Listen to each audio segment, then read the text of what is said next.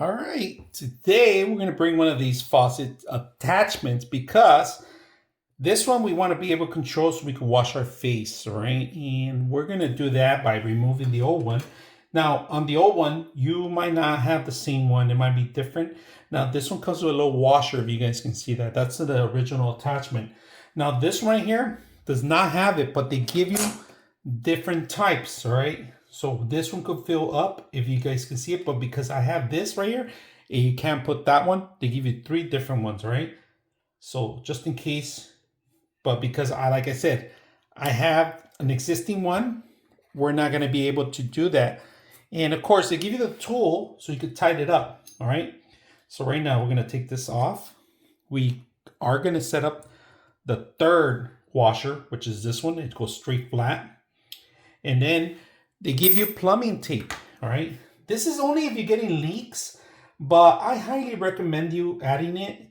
And it's not that hard. It's just a matter of just twisting it over the existing line. So just grab a little bit here and then holding it down here, just do a twist over it and then just pull it, and that's it.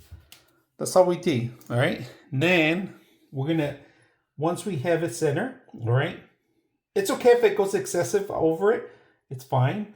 All we got to do is hand twist it first, all right? So hand twist it to anywhere you want. And of course, this is adjustable.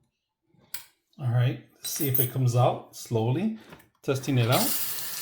We see water leaks in there. You stop it. All right, we ended up fixing it. This is simple to use. You can increase the water flow if you want. That's optional. But we're going to continue with it. It looks great. And of course, at the same time, you can adjust it, move it any location you want. All right. Up, down, twist it, sideways. It could be a permanent thing or it could be a temporary solution.